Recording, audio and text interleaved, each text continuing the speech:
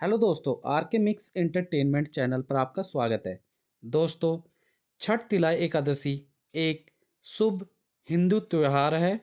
यह दिन भगवान विष्णु को समर्पित है।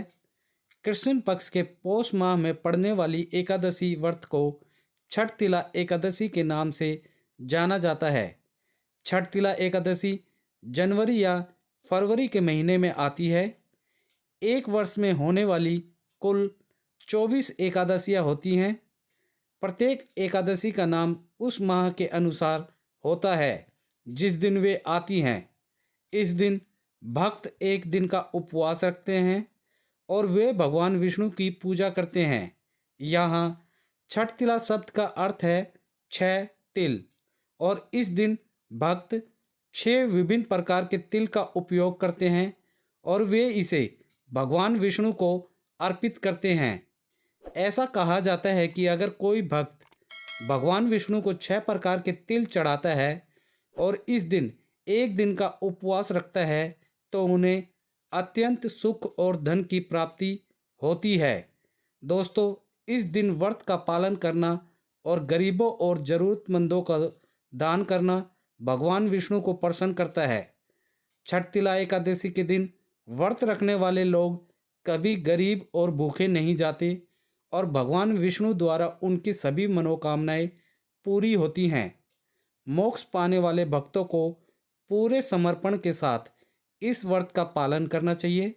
भगवान विष्णु अपने भक्तों के अनजाने में किए गए सभी पापों को क्षमा कर देते हैं।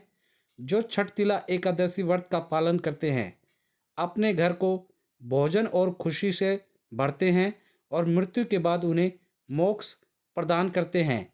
हालांकि छठ तिला एकादशी के दिन व्रत का पालन करना लाभकारी माना जाता है।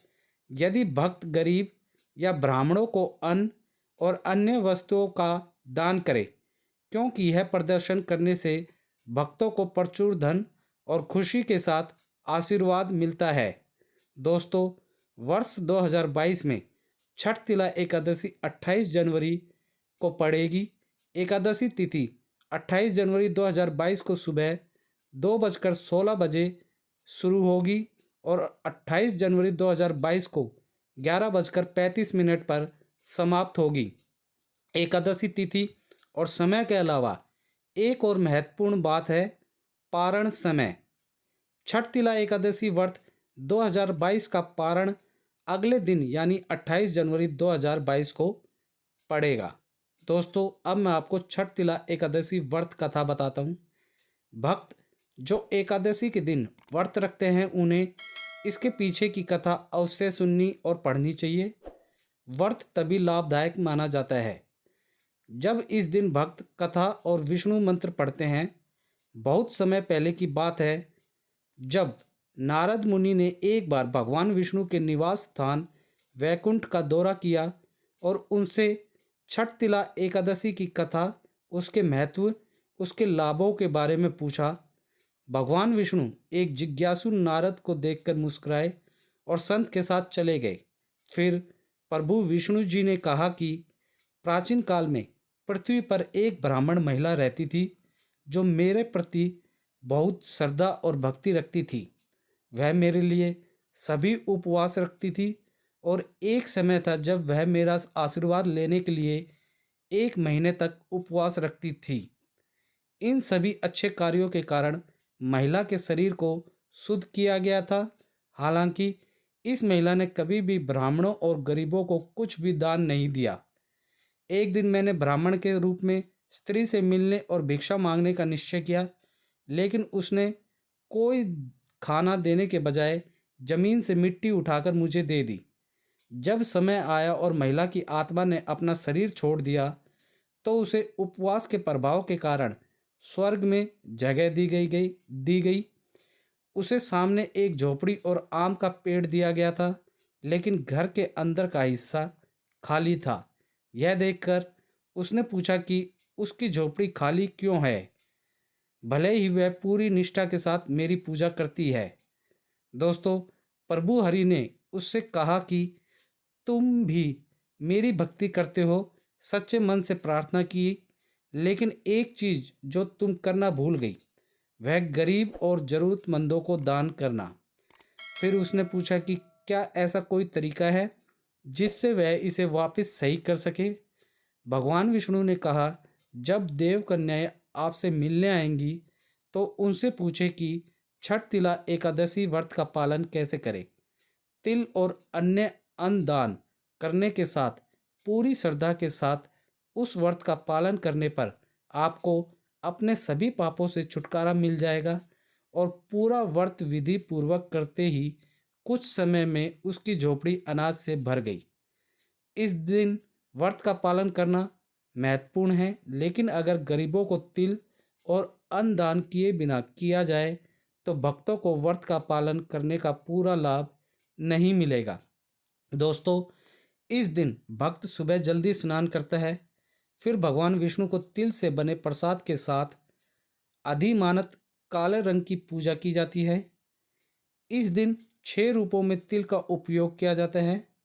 तिल मिश्रित जल से स्नान, तिल का उबटन, तिल का तिलक, तिल मिश्रित जल का सेवन, भोजन तिल के साथ तिल चढ़ाएं और प्रार्थना करें। विष्णु मंत्रों और छठ तिला एकादशी व्रत कथा का पाठ करना भी बहुत महत्वपूर्ण माना जाता है। भक्तों को इस दिन प्याज, लहसुन और चावल के सेवन से बचना चाहिए।